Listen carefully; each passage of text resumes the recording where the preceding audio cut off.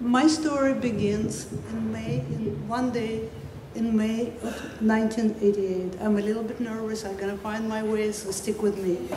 I was on a plane with my mother, flying from the Soviet Union, where I was born, to New York City. A day before, our lives were changed forever.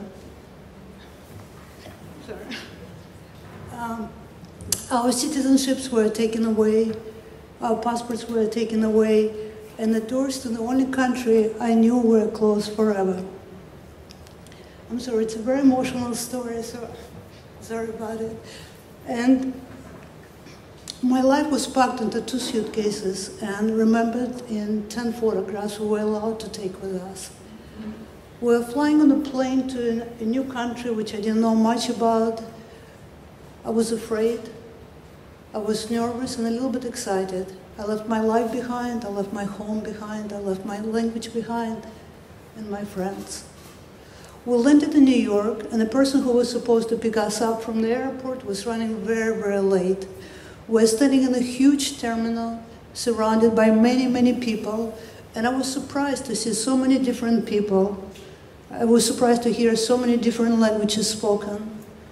And the most bewildering thing to me was a time and temperature display. When I checked the time, and I checked the temperature, I saw a huge number, 90 degrees. I was not aware that a different measurement system was used in this country. So when I saw 90 degrees, I wasn't sure where I ended up. I looked at my mom looked at me, and her eyes were asking me, what happened? 90 degrees? We've never seen a temperature higher than 45 degrees. What is it? And questions went through my mind. Will I survive here? Will I like this country? Will this country like me? Would it be my home? Would I make friends? I was very, very frightened. I didn't know what to expect. I didn't speak the language. I didn't know anybody in this country. A week later, we were granted political asylum and we were given a new status, political refugees. And we also became stateless. Think about this word, stateless. Stateless. State means home, country. Less means nothing. So my mom and I were living in a country with the name stateless. You cannot find this country on the map. It doesn't have a capital. It doesn't have a language. It doesn't have schools, museums, people, and I felt there were only 2 people living in this country, my mother and I. It was terrifying. It was scary. And I didn't want to go outside. I didn't want to meet anybody. But the human curiosity and the strong sense, or a strong sense of desire wins. You want to go out, you want to meet people. And my mom and I decided to discover our neighborhood. It was a big park, not far from the apartment where we lived, Washington Square Park. At that time it was dirty, uninviting, dangerous, but we decided to go there. One day we walked in, very proud of ourselves, find 2 police cars parked in the middle of the park. We decided to sit next to them, find a very nice and comfortable bench, sat there, and to our surprise we saw a police officer coming out of the car, trying to talk to us, but since we didn't speak in English, we couldn't really understand what he was trying to say. We tried to ignore him. I tried to pretend that I was reading a book. My mom tried to pretend that she was taking a nap. He tried to communicate with us. He was using his body language. He was trying to tell us something. We ignored him for some time, then we got tired of him and left. The next day, we returned to the park. We did the same thing. We found 2 police cars, a very nice, comfortable bench, sat behind it. A different police officer came out. He was doing the same thing. He was trying to annoy us. We tried to ignore him. My mom was trying to sleep. I was trying to read a book.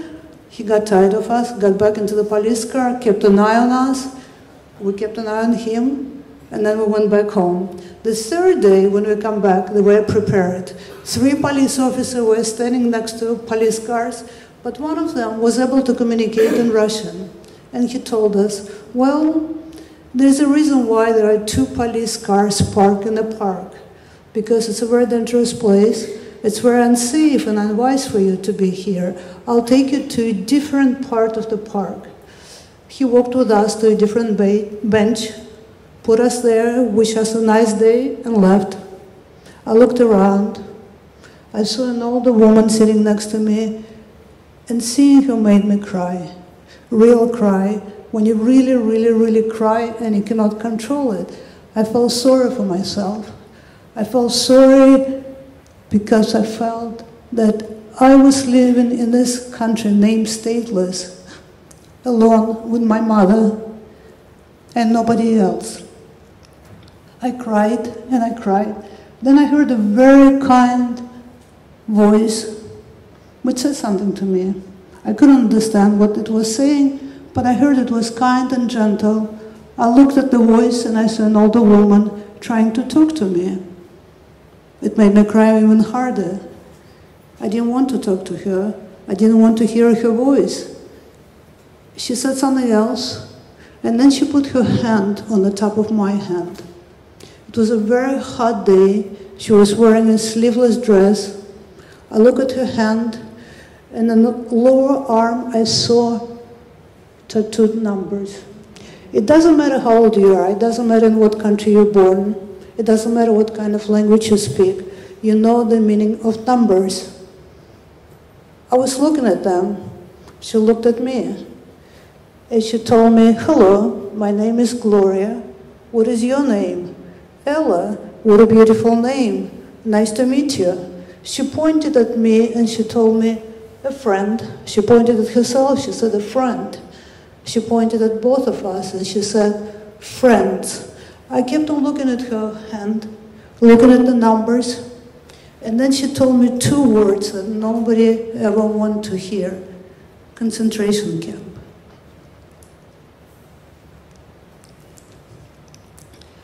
They're very terrifying words. They're very scary words. She had a headscarf. She covered her hand, her arm with the scarf, and she told me, when I was a little girl, my home was a concentration camp. Her eyes clouded, a smile disappeared from her face. She looked far away. She was quiet for a second. Then she squeezed my hand very, very tightly. She looked around the park and she told, home. My home, your home, our home. Home.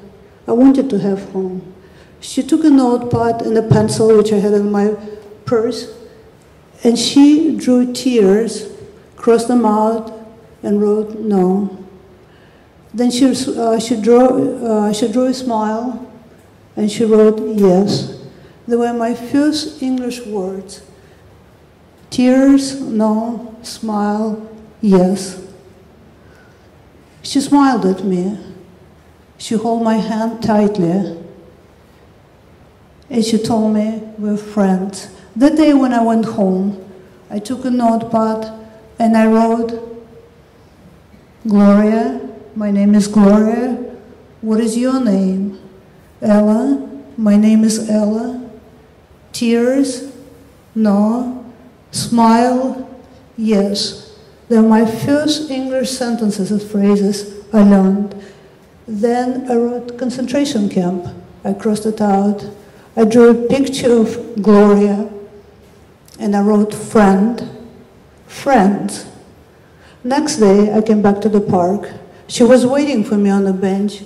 She pointed to the bench. I sat next to her. She put her hand on the top of my hand and taught me 5 new words.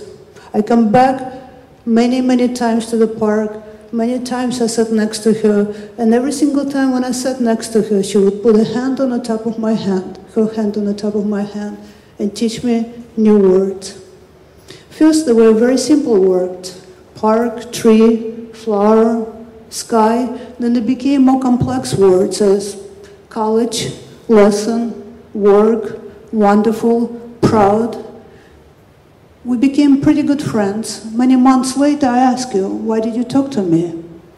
She told me, you were very sad and you needed a friend, so I wanted to talk to you. I told her, but we have a huge age difference. She told me, you were frightened, you needed a friend, so I wanted to talk to you. I told her we couldn't speak the same language, and she told me, you needed a friend. And then one day, I got a piece of news, a very sad piece of news, that Gloria was gone. And then that day, I remembered the story she told me. A very powerful story, but at the same time, a very human and simple story. When she was a little girl in a concentration camp, right before she was liberated, a guard brought a little son with him. He left him alone to play in the yard. And Gloria and her friends saw a little boy sitting on the ground playing with sticks and stones. They watched him for a little bit without saying a word. Then Gloria picked up a couple of field flowers, approached the little boy, and gave them to him. He took the flowers and ended up playing together. When I was listening to the story, I told Gloria, he was a guard. She told me, as a matter of fact, but his son was lonely. He needed a friend. And I screamed, Gloria, he was your enemy. She calmly told me he was afraid and he needed a friend. But he was a son of torture, I whispered, too afraid to say those words. She looked straight in my arms, put her hand on the top of mine, squeezed it very tightly, and she told me he needed a friend. This phrase, he needed a friend, you need a friend, has such a human wisdom in it. Friendship is a necessity.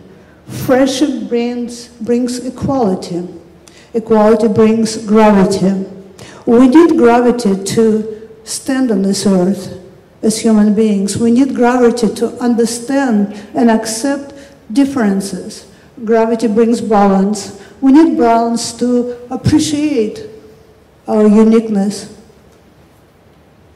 to love and enjoy our diversity. By judging others, we blind ourselves. Gravity brings vision. Equality brings vision. Equality opens our eyes and our ears to see something which is different from yourself. Equality brings love. And love should be the only mirror we judge ourselves and other people. And whenever I find myself withholding help, some love, some support for another human being, I always think about this phrase, which came from Gloria, you need a friend. You need some love, you need some help. If you need a hand, take my hand. Today I would like to say thank you to Gloria for giving me a hand, holding it very tightly, never letting it go. Thank you. Thank you.